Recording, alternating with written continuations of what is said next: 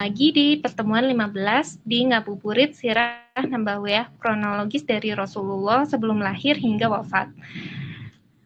Kitab ini yang akan kita bahas yaitu karya penulis Safiur Rahman dengan judul Ar-Rafiq Al-Maktum.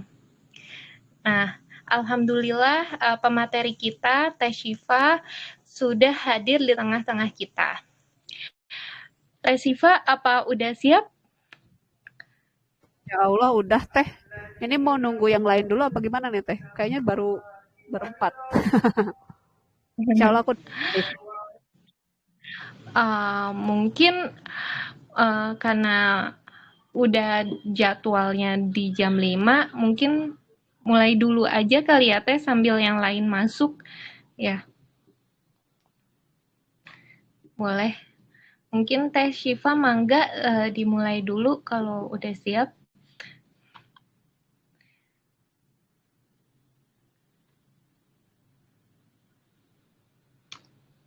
Teh sebentar ya Teh.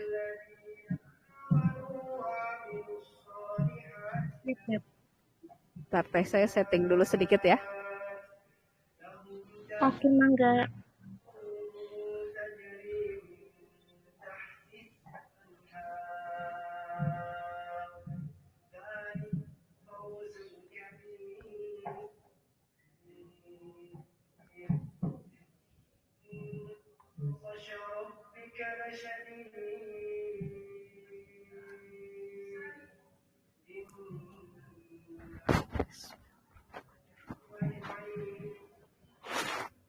Oke, Bismillahirrahmanirrahim. Insya Allah udah kelihatan ya.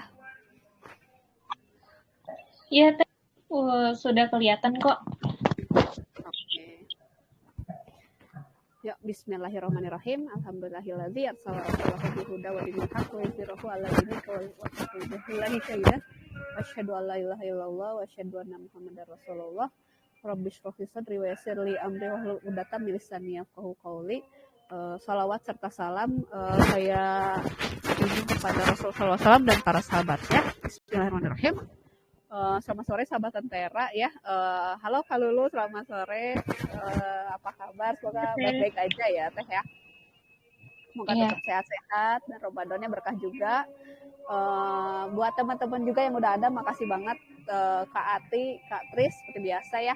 Insya Allah saya langsung mulai aja ya. Bismillahirrahmanirrahim. Jadi seperti yang udah sebelum-sebelumnya nih, kita akan bahas kronologis sirah Rasulullah SAW dari buku Ar-Rafiq Al-Maktum ya, buku ini Sirah Nabawiyah. Ini udah hari ke-15 nih, udah hampir setengah Ramadan ya teman-teman, dan insya Allah kita udah masuk ke area Madaniyah setelah Rasulullah hijrah ke Madinah. Jadi itu bisa dilihat, kalau teman-teman bisa lihat HP-nya atau bisa lihat layarnya, bisa dilihat ya, itu peta perjalanan hidup Rasulullah dan kita konteksnya ada di mana nih sekarang. Jadi setelah Rasulullah diangkat menjadi Nabi dan Rasul di umur 40 tahun, lalu beliau berdakwah di Mekah selama 13 tahun, ada dari mulai dakwah diam-diam, terang-terangan, sampai dakwah keluar Mekah, hingga akhirnya memunculkan pemuda-pemuda Yasrib yang menjalani komitmen yang bernama Baiat Aqobah hingga Rasulullah bisa hijrah ke Madinah seperti itu. Dan setelah hijrah ke Madinah, beliau pun udah melakukan banyak hal juga ya, salah satunya membangun masjid, terus mempersaudarakan antara Muhajirin dan Ansor, lalu membuat piagam Madinah, piagam perjanjian di antara masyarakat Madinah saat itu, karena saat itu di Madinah beragam ya gitu, karena tiba-tiba tuh banyak orang migrasi gitu, hijrah ke tempat tersebut, jadi perlu ada satu peraturan piagam Madinah namanya, yang yuk kita bareng-bareng aja gitu. Jadi ada piagam perjanjian perdamaian lah antara penduduk-penduduk Madinah saat itu, yang saat itu dihuni oleh kaumnya Ansor. Saat itu ada kaum, dulu tuh ada kaum Aus dan Khosroj ya kalau tidak salah, dua kaum yang sering berperang gitu, yang akhirnya disatukan oleh Rasulullah. Juga ada di sana ada kaum para munafik di kota Madinah juga, dan ada kaum Yahudi gitu. Jadi memang beragam banget gitu. Apalagi ada Yahudi yang ngompor-ngomporin lah gitu. Ada Yahudi yang ngompor-ngomporin di belakang gitu. Ada kaum munafik gitu yang mengaku-ngaku Islam padahal sebenarnya dongkol juga di dalam hati ya. Jadi peliknya kehidupan Madinah gitu. Kalau dulu di Mekah itu Rasulullah itu gimana caranya berdakwah ke kaum Quraisy nih? Gimana dakwah ke kaum Quraisy dan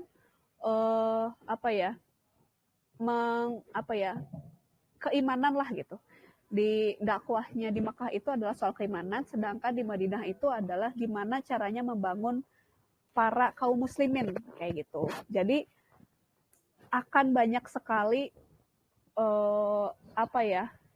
kepelikan peliknya kehidupan lah gitu. Dan banyak sekali kegiatan-kegiatan militer di sini karena di sini kayak udah mulai di sini udah dilihat ya, dulu tuh kemarin-kemarin mungkin udah diceritain gimana adanya perang Badar, perang Uhud, sama sekarang terakhir itu akhirnya ini selesai setelah kemarin perang Uhud. Apa nih yang terjadi setelah perang Uhud? Jadi saya akan menceritakan setelah kemarin perang Uhud apa yang terjadi hingga muncul lagi perang besar selanjutnya itu perang Ahzab gitu. Oh ya teman-teman, punten banget ini kayaknya saya laptopnya agak ngelobet, jadi izin sebentar nyari colokan ya teman-teman. Jadi mungkin teman-teman liatin dulu aja peta perjalanannya sambil saya cari colokan dulu, nggak apa-apa ya teman-teman, punten pisan. Saya cari colokan dulu ya. Iya, mangga teh.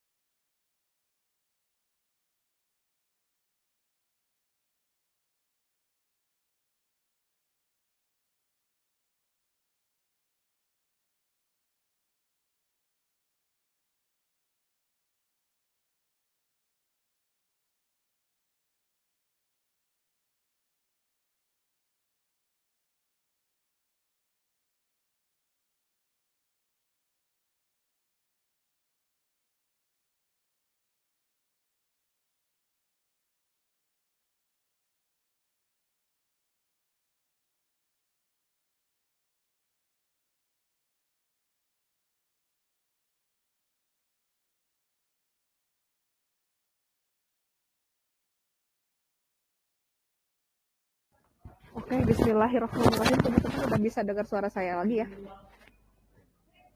Sudah teh, sudah. Ya, punten pisan ya jadinya. Saya cari tempat yang enak dulu deh. Biar backgroundnya bagus.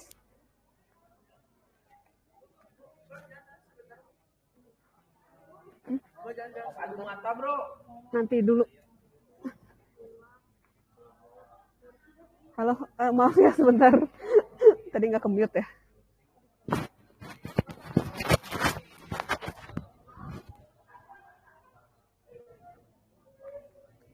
Oke. Bismillahirrahmanirrahim. Saya lanjutkan ya. Wah, sudah banyak yang datang ya. Masya Allah. Halo Kak Abdul Aziz, Kak Rika. Selamat datang. Jadi, suara saya masuk kan ya? Aman ya? Aman teh, aman. Oke. Kita lanjutin ya. Jadi, kemarin ceritanya adalah mereka itu setelah mengalami perang Uhud. Dan ini tuh luar biasa sekali perang Uhud itu. Jadi sekilas balik aja ya. Jadi ketika setelah Rasulullah hijrah ke Madinah, mereka kayak sempat menghadang kaum dagangnya para Quraisy gitu yang membawa perbekalan Rasulullah dan para sahabat waktu itu, dan akhirnya terjadilah perang Badar, perang besar. Dan kaum muslimin yang saat itu tuh cuman sedikit, jumlahnya hanya sedikit, seperberapanya kaum Quraisy, akhirnya menang di perang Badar. Menang telak. Dan perang kedua yaitu perang Uhud, ketika kemarin perang Badar menang besar, di perang Uhud itu yang mungkin teman-teman tahu gimana ceritanya, kaum muslimin itu yang melihat harta rampasan perang dan akhirnya meninggalkan pos mereka. Akhirnya mereka dipukul balik oleh musuh, oleh Khalid bin Walid.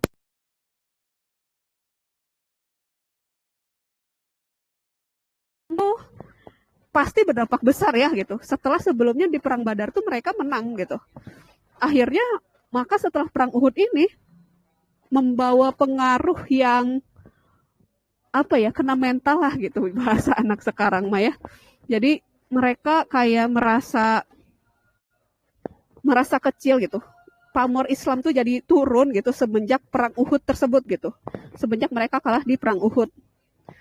Dan setelah itu tuh ada beberapa, setelah perang Uhud kita akan melihat ada beberapa, banyak lagi ya, ada beberapa ekspedisi-ekspedisi perang gitu antara perang Uhud hingga akhirnya ke perang Ahzab gitu. Ini ada petanya, mungkin kalau teman-teman bisa lihat di layar. Ini tuh adalah perangnya Rasulullah dan para sahabat, ekspedisi-ekspedisi sebelum mereka akhirnya perang Ahzab. Kayak gitu. Jadi teman-teman bisa lihat ya, di sini ada kota Madinah. Jadi Rasulullah berekspedisi, ada ekspedisinya Abu Salamah ke arah timur, berarti ada perang Zaturiko, ada ekspedisi lain, ada perang Badar yang kedua, ada perang Daumatul Jandal gitu. Ada banyak hal. Ini adalah ceritanya adalah peta ekspedisi gitu. Jadi meskipun sudah selesai perang Uhud, Rasulullah tetap melebarkan sayapnya gitu. Jadi kalau teman-teman tahu nih, selama di Madinah itu secara garis besar tuh Rasulullah kayak terusan bergerak gitu, terusan bergerak untuk berekspedisi, perang ekspedisi namanya, syariah itu ekspedisi, Ghazwah itu perang. Jadi ekspedisi itu cuman kayak ngirim pasukan kemana gitu, Nah, kalau Ghazwah itu perang, itu Rasulullah ikut beserta untuk memerangi sebuah kaum kayak gitu, ceritanya kayak gitu. Jadi setelah Uhud itu, karena pamor Islam nurun, jadi tuh ada beberapa kaum yang mulai ngadi-ngadi gitu, mulai apa ya, mulai ingin banyak yang gatel ingin menyerang Muslim. Ini tuh ada salah satunya adalah Bani Asad. Ada Bani Asad, terus ada kabilah-kabilah seperti kabilah Adol dan Koroh gitu. Dan setelah itu juga kaum Yahudi, apalagi sih gitu. Kaum Yahudi yang emang suka ngejulidin Rasulullah gitu. Semakin menjadi-jadi gitu. Yang sebelumnya kalau teman-teman tahu tuh cerita awalnya itu, waktu di daerah kalau nggak salah abis perang Badar ke perang Uhud itu ada kaum Yahudi yang namanya Bani Quraizoh yang bahkan sempat diusir sama Rasulullah gitu. Sempat diusir karena mereka ngeyel dan melanggar perjanjian kayak gitu. Dan sekarang juga kaum Yahudi yang lain kayak gitu sebenarnya. Jadi kalau teman-teman tahu di Madinah itu kalau nggak salah tuh ada 3 kaum besarnya Yahudi, Bani Quraizoh, Bani Nadir, satu lagi itu kalau nggak salah namanya Bani Koinuko. Oh salah, berarti yang antara perang Badar sama perang Uhud itu Bani Koinuko ya teman-teman. Jadi Bani Koinuko itu udah diusir. Sisanya adalah Bani Nadir dan Bani Quraizoh. Itu adalah kaum-kaum Yahudi yang suka ngeyel gitu. Kaum-kaum Yahudi yang mereka udah ada tanda-tanda kerasulan. Mereka juga udah bikin perjanjian perdamaian di Piagam Madinah dengan Rasulullah gitu. Tapi tuh kelihatan banget permusuhannya gitu. Bahkan sampai Bani Koinuko itu diusir sama Rasulullah, bahkan pemimpinnya dibunuh gitu. Karena sampai ada terjadi pembunuhan dengan kaum muslimin saat itu. Teman-teman bolehlah baca ceritanya gimana mengesalkannya kaum Yahudi ya gitu. Dan abis perang Uhud ini, wah, mereka semakin menjadi-jadi sih gitu. Karena tahu, wah, Muslim kalah nih gitu. Wah, Muslim kalah gitu. Jadi mereka semakin menjadi-jadi aja ya gitu. Dan Rasulullah mengirim beberapa ekspedisi untuk kayak meredam rumor-rumor yang beredar lah gitu. Kayak salah satunya ada ekspedisi Abu Salamah. Jadi mereka itu ada, jadi Abu Salamah itu tadi kan ada Bani Asad yang tiba-tiba ngeyel, Rasulullah kirim Bani Abu Salamah masuk dikirim lah gitu untuk mereda gitu. Terus ada lagi ekspedisi Abdullah bin Unais juga sama gitu. Kalau ada percekcokan di mana, Rasulullah langsung kirim gitu. Jangan sampai ngelebar itu percekcokan gitu. Dan begitulah Rasulullah sampai perang Ahzab tuh mengirim ekspedisi ya untuk meredam permusuhan di sekeliling kota Madinah. Yang seru lagi nih, di antara perang Uhud sama perang Ahzab ada utusan-utusan Rasulullah. Jadi tuh ada nih kaum-kaum yang minta ke Rasulullah, ya Rasul gitu, tolong dong kirimin beberapa orang untuk berdakwah nih di kaum kita. Kayaknya kaum kita tuh pengen masuk Islam, tolonglah kirimin dai-dai untuk mengajar Islam di sini gitu. Maka Rasulullah kayak senang kan gitu. Jadi Rasulullah mengirim beberapa orang untuk, namanya adalah orang dari ke Adol dan Korah. Jadi Bani Adol dan Bani Korah namanya. Dan Rasulullah mengirim beberapa utusan gitu. Beberapa utusan ke sana gitu, rombongan untuk, nih ayo kita dakwah ke sana gitu.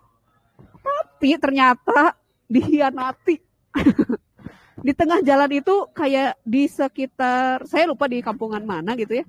Jadi ternyata itu tuh trap, ternyata itu jebakan, dan utusan Rasulullah itu, dai-dai itu dibunuh semuanya gitu. Hampir semuanya dibunuh, diserang gitu, sampai ada yang disiksa, ada yang dijual ke kaum Quraisy untuk disiksa gitu. Dan itu sangat membuat sakit hati lah gitu ya, karena udah berharap bahwa oh ini ada nih umat Islam yang perlu untuk didakwahi. Tapi ternyata dibunuh semua utusan itu. Jadi, Masya Allah ya, apalagi setelah kemarin perang Uhud udah down banget gitu, pasti ya, udah pasti turun banget. Ini, parah sih. Hingga akhirnya dibunuhin dan disiksa sama kaum Quraisy gitu. Sampai akhirnya, ya Rasulullah mendengarlah berita itu dan sedih lah gitu. Maka kayak, dan semenjak itu juga kaum muslimin jadi makin waspada ya. Tapi ada tragedi lain juga sama namanya.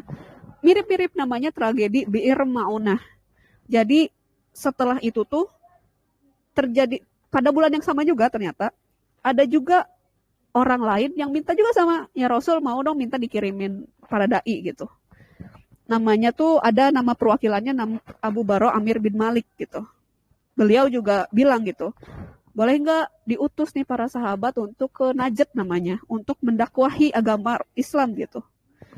Tapi Rasulullah tuh bilang, aduh aku takut nih, kemarin kan waktu dikirim ke Aroji aja ternyata dibunuhin gitu. Ternyata aku dihianati gitu. Apalagi, aduh takut gitu. Tapi beliau namanya Abu Baro itu kayak, nggak apa-apa ya Rasul, aku menjamin gitu, aku menjamin keselamatan mereka gitu, karena aku udah tahu, udah kenal sama mereka gitu, tenang aja, ada saya, kata Abu Baro itu. Ya udah, akhirnya Rasulullah mengirim 40 orang, dan ternyata sama lagi kejadiannya gitu, diserang lagi, beneran diserang gitu. Padahal Abu Baro ini udah udah menjamin keselamatannya. Ada beberapa orang sih yang kayak, jangan diserang karena ini ada di bawah Abu Baro. Jadi emang Abu Baro tuh kayak orang terkenal lah, si jago tembak nih, si jago tombak bahkan ini katanya. Ada orang-orang yang janganlah gitu, karena ini iniannya Abu Baro. Tapi tuh ada tetap aja ada orang-orang yang ingin membunuh para dai-dai Rasulullah tersebut gitu. Jadi akhirnya sama, dihalang, dibunuh semuanya. Ada namanya Amir bin Tufail yang mengajak orang-orang untuk ngebunuh para dai ini. Jadi 40 orang sahabat Rasulullah dibantai, dibunuh gitu. Sampai akhirnya ada satu atau dua orang muslimin. Jadi lagi lewat, tiba-tiba ada kayak burung gagak, perasaan burung gimana ya kalau di film-film, ada bau-bau bangkai gimana. Dan ketika ngelihat teman-temannya udah terbantai, marah luar biasa, menyerang, dan bahkan ada yang terbunuh gitu. Dan ada satu orang yang akhirnya pulang ke Madinah dengan perasaan kesal, kebayang nggak sih ketika kita udah ngeliat ada 40 teman-teman kita meninggal gitu karena dibunuh secara keji. Pasti dia penuh amarah, penuh kekesalan. Si kaum satu orang muslim ini akhirnya dia pulang. Di tengah jalan ketemu ada seseorang dari siapa ya, pokoknya dari Bani tersebut yang membantai kaum muslimin karena dia lagi marah-marahnya, dikira ini orang tuh adalah salah satu orang yang membantai teman-temannya gitu. Karena dia lagi marah, dibunuhlah orang tersebut gitu. Padahal orang tersebut punya perjanjian damai dengan Rasulullah. Jadi Rasulullah itu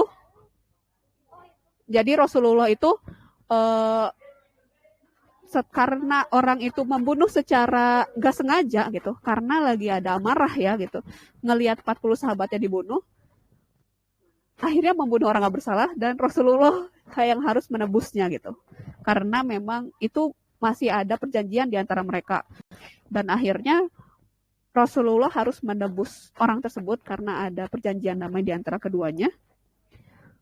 Di saat itulah Rasulullah minta tolong dari kaum Bani Nadir namanya. Jadi kaum Bani Nadir itu kan kaum Yahudi ya. Kaum Yahudi itu, jadi Rasulullah kan perlu nih mengganti orang yang telah gak sengaja dibunuh kaum muslimin yang sedang panas, yang sedang marah, gak sengaja membunuh satu orang, dan harus ditebus orang tersebut berdasarkan perjanjian. Jadi Rasulullah kan susah menembusnya karena nggak punya harta. Beliau minta tolong Bani Nadir. Bani Nadir itu kalau teman-teman tahu, tadi tuh trionya Bani Yahudi. Yang tadi aku bilang Bani Kainuqa, Bani Nadir, sama Bani Quraizoh. Jadi ada trio ya.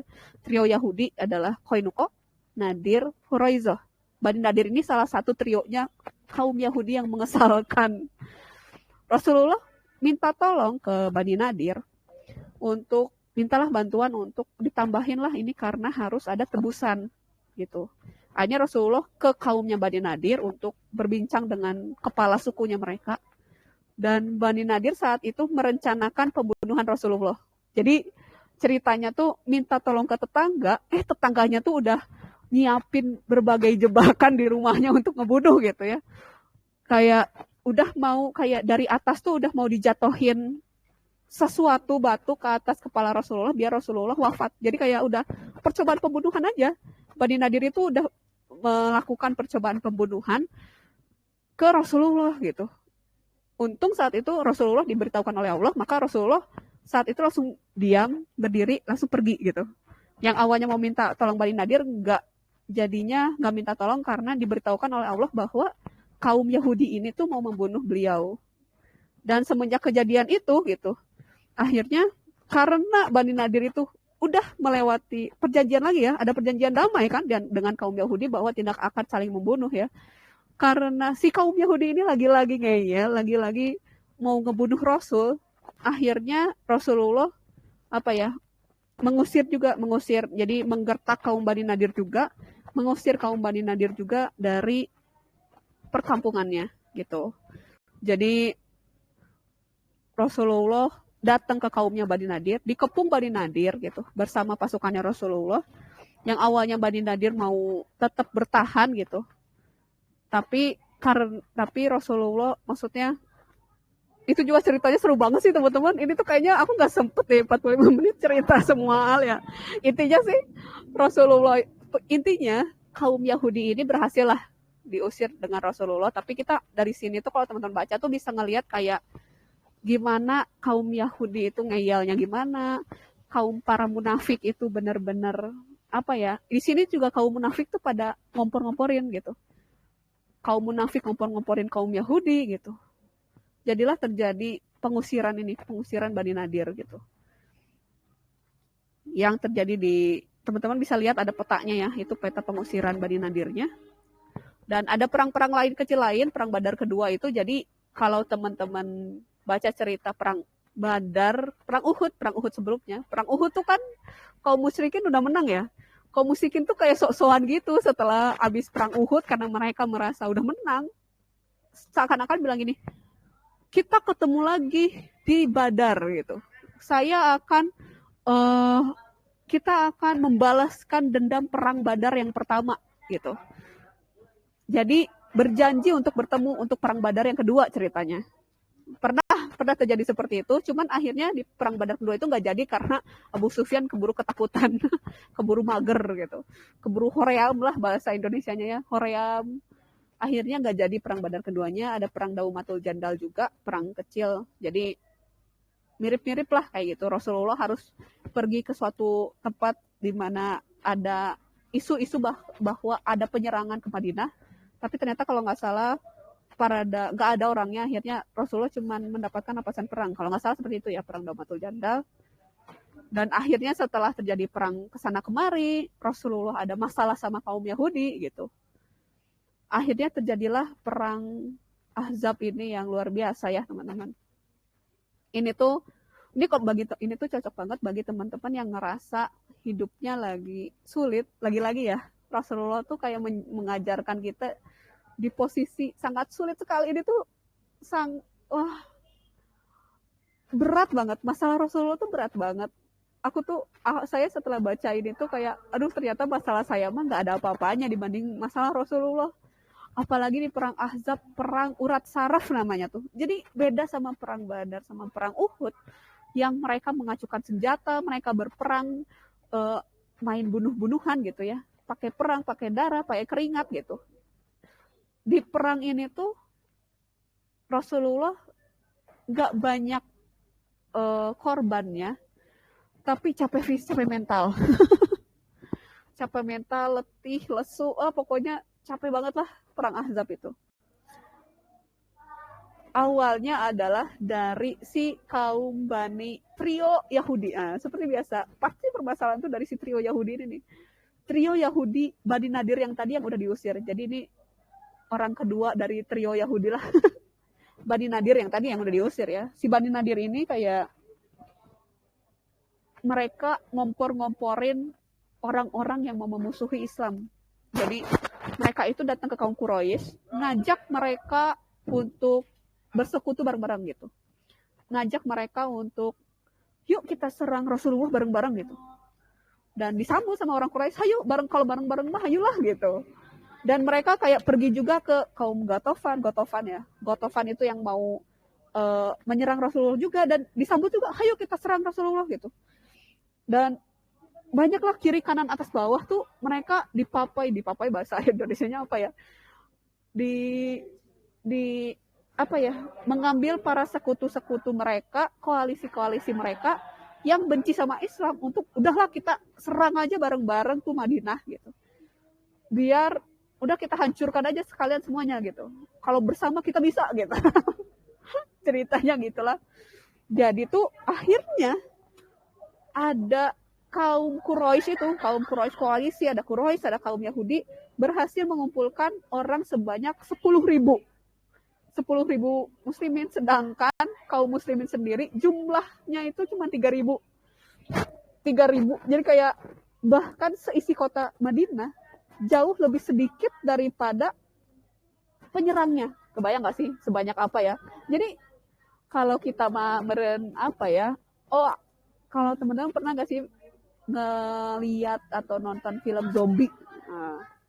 Perang Ahzab tuh kayak gitu tegangnya. Jadi kalau lawan zombie kan gitu ya, kita kayak lagi di tempat terpencil sendirian, terus tuh di gudang kecil gitu ya, tiba-tiba di sekeliling kita tuh udah ada kayak zombie yang ngerumunin kita dari depan, belakang, kiri, kanan, yang kita nggak punya jalan keluar sama sekali, yang nafas kita tersengal-sengal, kita nggak ada jalan keluar, kita meringkuk di sana dan berdoa biar zombinya pergi gitu. Gimana setegang itu teman-teman. Perang Ahzab itu adalah perang ketegangan. Kalau teman-teman nonton film zombie, gitulah perang Ahzab itu. Kalau kita lihat ya, jadi di luar Mekah itu ada di luar Madinah 10.000 musuh, sedangkan di kota Madinah sendiri cuma 3.000-an. Dan jadi tuh saat itu akhirnya Rasulullah rapat dengan para sahabat. Apa nih yang harus kita lakukan? Mereka rapat dan akhirnya ada ide dari Salman Al-Farisi kalau Gimana kalau kita perangnya ala Persia gitu, ala dulu kampung halaman saya dulu itu perangnya adalah eh, pakai parit, jadi membangun parit di sekitar kota Madinah biar untuk menghalau musuh gitu. Jadi mereka mengira-ngira daerah mana nih yang kira-kira akan dilewatin kaum Quraisy yang 10.000 itu, mereka akan bangun parit di sana. Itu tuh kalau teman-teman lihat di sini, paritnya itu ada sekitar kedalamannya 3,3 meter. Jadi 3,3 meter itu setinggi rumah satu lantai.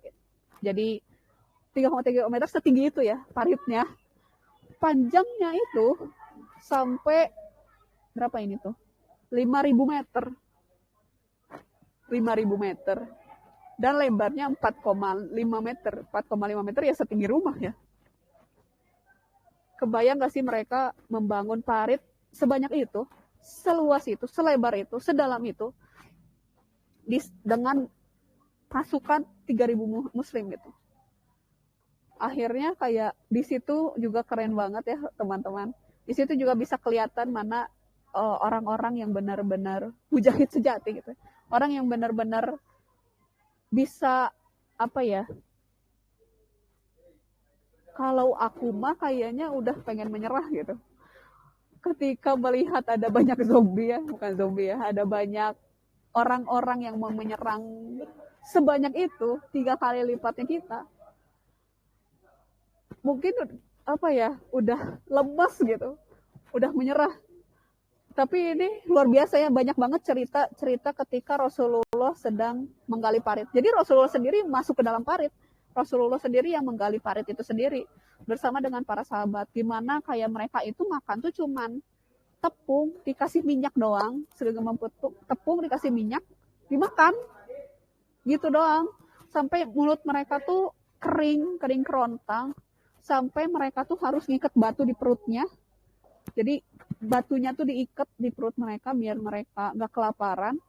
Rasulullah bahkan ngikat batunya 2 biji karena saking kelaparannya mereka, tapi mereka harus menggali siang dan malam untuk sampai selebar itu, sepanjang 5.000 meter, sedalam 3 meter, dan selebar 4,62 meter. Dan banyak kisah-kisah luar biasanya, salah satunya kayak siapa ya namanya tuh, ada seorang sahabat Rasulullah yang Jabir bin Abdullah namanya. Jabir bin Abdullah itu ngerasa kasihan ngelihat para kaum muslimin yang memacul dan bekerja keras dan kelaparan gitu. Akhirnya beliau nyuruh istrinya, udahlah kita potong kambing 1, ya cukuplah buat makan Rasulullah mah gitu, cukuplah untuk makan Rasulullah. Dan beliau tuh ngebisik-bisik gitu ke Rasulullah, bisik-bisik, ya Rasul sini deh gitu. kita tuh ada makanan tapi cuman cukup untuk 1-2 orang lah gitu, cuman cukup untuk 1-2 orang, cuman 1 kambing aja. Rasul silahkan makan di rumah kami gitu. Rasulullah saat itu Abu Janda sih, Jabir bin Abdullah tuh udah bisik-bisik, Rasulullah malah teriak ke para sahabat, "Hoi teman-teman, ini nih ada makanan."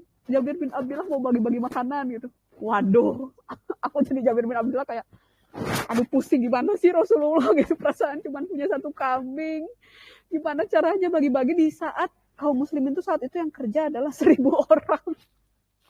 1.000 orang yang awalnya cuma 1 kambing kan. Stres lah kalau aku jadi Jabir bin Abdullah ya. Tapi Masya Allah Rasulullah, jadi itu setelah mengundang banyak 1.000 orang itu 1 kambing gak habis-habis teman-teman. Itu di sendok tuh ada mulu, gak habis-habis sampai 1.000 orang beneran kenyang. Rasulullah, wah Masya Allah gitu. Subhanallah, la haula wala quwata illa billah gitu. Gimana pertolongan Allah tuh ada di saat-saat seperti itu.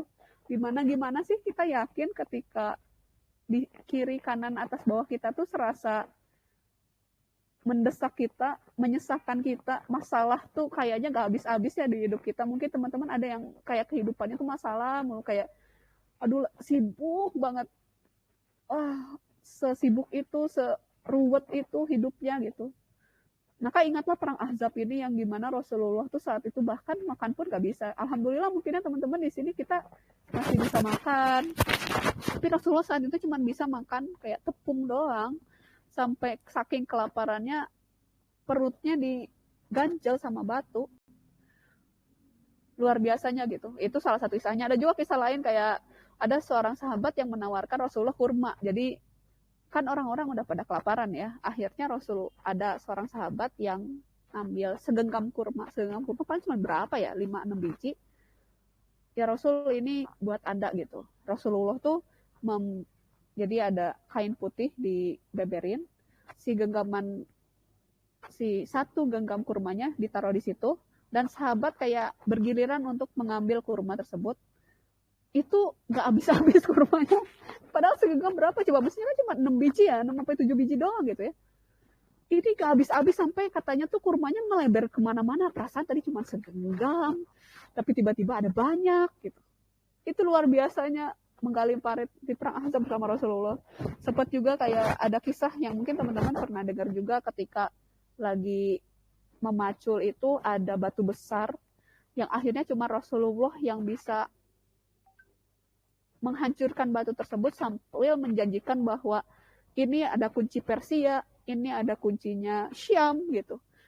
Ini dengan setiap pukulan batu Rasulullah menjanjikan bahwa kita tuh akan ke Syam dan ke Persia kayak gitu. Dan akhirnya setelah menggali parit, datanglah tuh 10.000 orang siap-siap menyerang Rasulullah. Dan tegang dong. Pasti tegang ya. Dan kaum Quraisy itu saat itu kaget gitu. Mereka udah bangga ya, 10.000 nih. 10.000 gampang lah, cincai 3.000 mah bisa hancur umat lah sama kita gitu ya. Kita datang 10.000 orang, tapi ternyata yang ada di hadapan mereka tuh adalah parit. Parit yang bahkan gak bisa diloncatin kuda ya, sedalam itu dan sepanjang itu. Jadi kaum Quraisy tuh bingung setengah mati. Akhirnya mereka kayak kebingungan jalan-jalan di sekitar parit itu gitu. Dan Rasulullah dan para sahabat itu kayak berjaga-jaga di daerah di daerah sini. Jadi ini Rasulullah tuh semuanya tuh berjaga daerah sini selama sepanjang 5.000 ya. Itu tuh 5.000 meter, berarti harus ada banyak orang di setiap titik untuk ngejagain, siapa tahu ada kaum Quraisy yang bisa loncat. Jadi mereka menjaga dengan ketat di sekeliling parit, dan kaum Quraisy bolak-balik juga masang tenda di sana sini. Sempat ada juga yang melewati parit, cuman sama Ali bin Abi Thalib bisa dihadang. Setegang itu sampai katanya bahkan Rasulullah dan para sahabat itu kelewat beberapa sholat fardu. Jadi tuh kayak mereka ngejama kosor sholat dari asar, maghrib, isya gitu. Karena nggak bisa maksudnya saking tegangnya, saking nggak bisa menoleh sama sekali, harus benar-benar fokus. Dan kaum muslimin kayak nembak-nembakin panah gitu, pokoknya nembak-nembakin panah biar nggak pada meloncati parit tersebut ya. Dan Masya Allah, setegang apa gitu sampai kelewatan sholat fardu beberapa saat.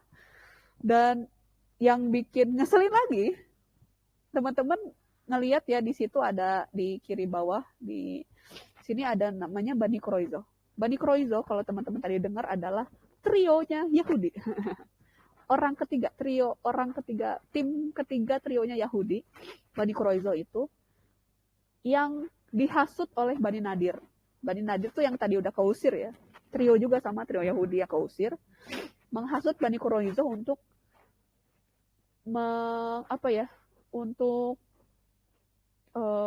mengkhianati Rasulullah, mengkhianati Muhammad. Akhirnya tuh Bani Quraizo itu kan kaum muslimin yang laki-laki berperang di sini ya. Jadi sisanya itu cuma perempuan dan anak-anak. Jadi ada orang-orang Yahudi yang di dalam kota Madinah itu mau menyerang kaum perempuan dan anak-anak. Waduh. Masya Allah. Luar biasa ya. Sampai ada satu sahabiah yang keren banget, yang sampai ketika ada kaum Yahudi yang mau menyerang beliau ada salah satu sahabiah ya, akhwat, berarti sahabat Rasulullah yang akhwat. Beliau bawa papan kayu, dipukul ke kaum Yahudi sampai kaum Yahudi itu meninggal gitu. Karena setegang itu gitu. Bahkan sampai perempuan pun membela dari dalam gitu. Dan ketika kabar itu sampai ke Rasulullah sebenarnya kayak tabayun dulu untuk cari benar nggak nih ada yang kaum Yahudi yang menyerang kita di dalam gitu. Setelah mendapat kabar, oh bener Rasul gitu, ya Rasulullah langsung ngegelepak ya, maaf nggak kayak gitu juga ya, langsung berbaring dan beliau kayak tarik nafas, hembuskan gitu, karena udah mereka tuh harus berjaga di pinggiran parit sampai mereka nggak sempet sholat ya, berarti kan setegang apa ya. Ditambah di dalam kota Madinah juga ada penyerangan dari kaum Yahudi. Jadi seakan-akan kalau teman-teman tadi nonton film zombie, kita udah lagi bersembunyi di dalam rumah, kita kira kita aman di dalam rumah dari zombie-zombie, ternyata di dalam ada zombie lain.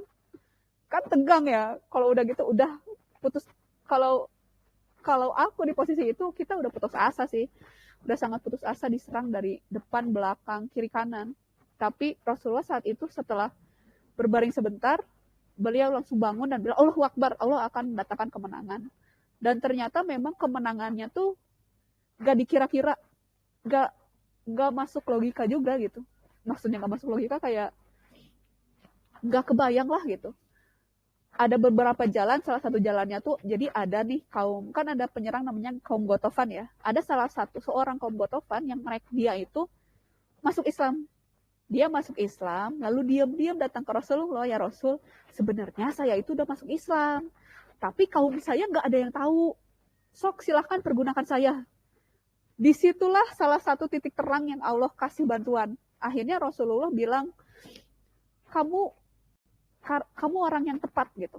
Akhirnya si orang ini berpura-pura masih jadi kaum musyrikin, memecah belah di antara kaum Quraisy dan kaum Yahudi.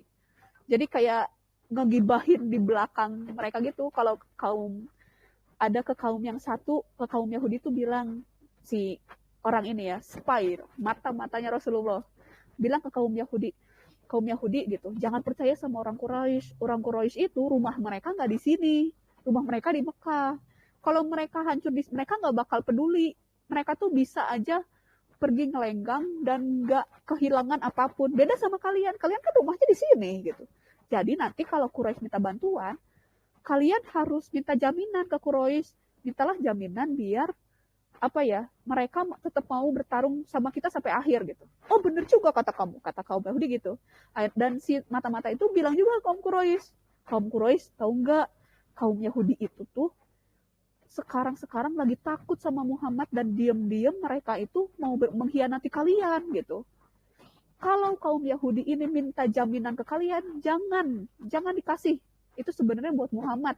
Jadi mata-mata ini memecah belah kaum Quraisy, kaum yang 10.000 orang ini, dipecah belah sama satu mata-mata ini. Dan akhirnya goyah. Dan qadarullah gitu. Ada satu malam di mana angin bertiup kencang banget hingga porak-poranda tuh tenda-tendanya kaum Quraisy, sehingga akhirnya mereka bubar sendiri setelah beberapa hari. Jadi ini tuh terjadinya beberapa hari ya, nggak cuma beberapa jam aja teman-teman, beberapa hari, dan akhirnya kaum Quraisy pulang sendiri kayak gitu. Jadi luar biasanya ya, maksudnya saya sih nggak kebayang ya dapat masalah seberat itu, masalah dari depan, belakang, kiri, kanan, atas, bawah. Masalah di saat kita ragu apakah benar ya ini tuh jalannya Allah, apakah benar ya yang saya lakukan ini adalah yang diridhoi oleh Allah gitu. Ketika rasanya nggak ada pertolongan dimanapun gitu, ketika yang datang masalah terus, masalah dalam hidup terus, capek terus, hidup tuh capek, hidup itu banyak masalah gitu. Benar gak ya ada jawaban dari Allah gitu. Ini tuh adalah bukti bahwa gimana keyakinannya Rasulullah menghadapi banyak masalah. Meskipun dari depan, dari belakang, kiri, kanan, ketika Rasulullah yakin bahwa ini adalah yang Allah mau, maka Allah akan mencari jalan keluar gitu. Ini juga mungkin sebagai contoh untuk gimana posisi kita antara berikhtiar sama tawakal sama Allah gitu. Gimana kita juga berikhtiar sebaik-baiknya hingga Rasulullah membangun parit gitu ya. Tapi juga berserahnya kepada Allah. Ya Allah, saya sudah berikhtiar segala rupa, maka serahkanlah solusinya kepada Allah. Gitu sih perang Ahzab, salah satu yang luar biasa gitu teman-teman. Semoga bisa diambil ibrohnya ke kehidupan sehari-hari. Sekian dari saya. Wassalamualaikum warahmatullahi wabarakatuh. Saya kembalikan ke Teh Lulu. Teh Lulu ada? Gitu sih teman-teman. Perang Ahzab, Masya Allah, itu keren banget. Iya. Halo. Teh Lulu masih ada ini? Masih ada di sini? Iya, Teh ada. Oke, teman-teman, berhubung ini waktunya udah deket ya waktu berbuka, mungkin kita cukupkan sampai sini dulu. Syukron, jazakillah khair, Teh Sifa, dan jazakumullah khair semuanya. Jangan lupa besok ada kajian lagi Sirah Nabawiyah di jam 5 sore. Kita tutup bacaan hamdalah bersama-sama, istighfar 3 kali, doa kifaratul majolis. Terima kasih semuanya. Assalamualaikum warahmatullahi wabarakatuh.